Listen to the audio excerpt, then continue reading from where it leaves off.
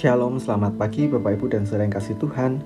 Mari dalam salam pagi hari ini kita akan melanjutkan pembacaan firman Tuhan di kitab 2 Tawari pasal 12. Rehabeam beserta seluruh Israel meninggalkan hukum Tuhan ketika kerajaannya menjadi kokoh dan kekuasaannya menjadi teguh.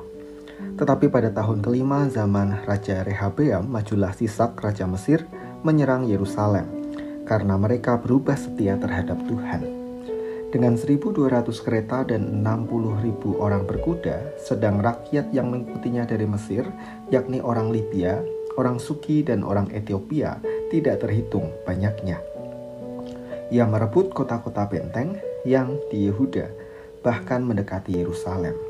Nabi Semaya datang kepada Rehabeam dan pemimpin-pemimpin Yehuda yang berkumpul di Yerusalem berhubung dengan ancaman Sisak dan berkata kepada mereka, "Beginilah firman Tuhan, kamu telah meninggalkan aku, oleh sebab itu aku pun meninggalkan kamu juga dalam kuasa Sisak." Maka pemimpin-pemimpin Israel dan raja merendahkan diri dan berkata, "Tuhanlah yang benar."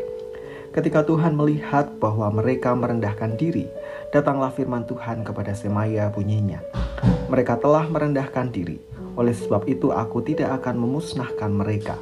Aku segera akan meluputkan mereka dan kehangatan murkaku tidak akan dicurahkan atas Yerusalem dengan perantaraan Sisak. Tetapi mereka akan menjadi hamba-hambanya supaya mereka tahu membedakan antara mengabdi kepadaku dan mengabdi kepada kerajaan-kerajaan duniawi." Maka majulah Sisak Raja Mesir itu menyerang Yerusalem. Ia merampas barang-barang perbendaharaan rumah Tuhan dan barang-barang perbendaharaan rumah raja, semuanya dirampasnya. Ia merampas juga perisai-perisai emas yang dibuat Salomo. Sebagai gantinya, Raja Rehabeam membuat perisai-perisai tembaga yang dipercayakannya kepada pemimpin-pemimpin bentara yang menjaga pintu istana raja. Setiap kali raja masuk ke rumah Tuhan, bentara-bentara datang membawa masuk perisai-perisai itu, dan mereka pula yang mengembalikannya ke kamar jaga para bentara. Oleh sebab raja merendahkan diri, surutlah murka Tuhan daripadanya, sehingga ia tidak dimusnahkannya sama sekali. Lagi pula masih terdapat hal-hal yang baik di Yehuda. Raja Rehabeam menunjukkan dirinya kuat dalam pemerintahannya di Yerusalem. Rehabeam berumur 41 tahun pada waktu ia menjadi raja, dan 17 tahun lamanya ia memerintah di Yerusalem, kota yang dipilih Tuhan dari antara segala suku Israel yang membuat namanya tinggal di sana. Nama ibunya adalah Naamah, seorang perempuan Amon. Ia berbuat yang jahat karena ia tidak tekun mencari Tuhan.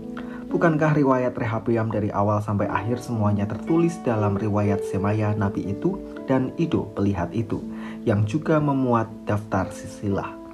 Antara Rehabeam dan Yerobeam terus-menerus ada perang. Kemudian Rehabeam mendapat perhentian bersama-sama dengan nenek moyangnya dan ia dikuburkan di kota Daud. Maka Abia, anaknya, menjadi raja menggantikan dia. Tekun dalam segala situasi. Setelah Rehabeam naik tahta, ia memperkuat kerajaan Yehuda yang dipimpinnya. Tidak dapat dipungkiri bahwa saat itu Yehuda sungguh-sungguh berdiri kuat dan jaya. Namun, ternyata situasi itu membuat Rehabeam menjadi berubah setia kepada Tuhan. Akibatnya, Tuhan mengizinkan kerajaan itu diserang oleh Sisak dari bangsa Mesir. Melihat situasi itu, raja datang kepada Tuhan lagi.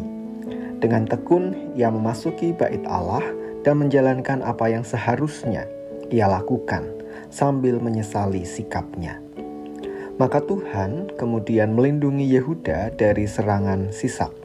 Tuhan berkata bahwa ia tidak akan memusnahkan Rehabeam atau bangsa Yehuda, meskipun bangsa itu tetap harus menjalani konsekuensinya. Bapak Ibu dan Saudara yang kasih Tuhan, dari sini kita belajar.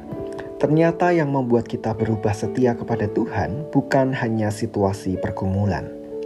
Sebaliknya, situasi nyaman dan aman juga berpotensi menjadi celah untuk berubah setia kepada Tuhan. Ada kalanya kita melakukan tindakan ini.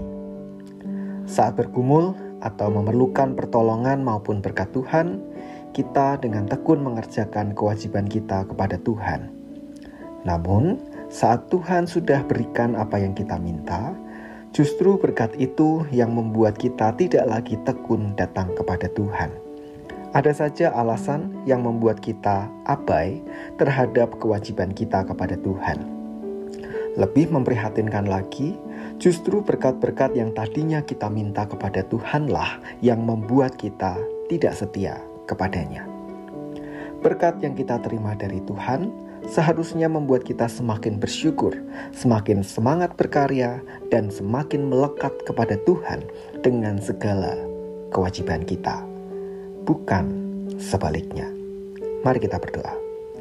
Tuhan, tolong kami agar kami tetap setia kepadamu, tekun datang kepada Tuhan dalam segala situasi yang kami alami, baik pergumulan maupun ketika kami menikmati berkat-berkat Tuhan.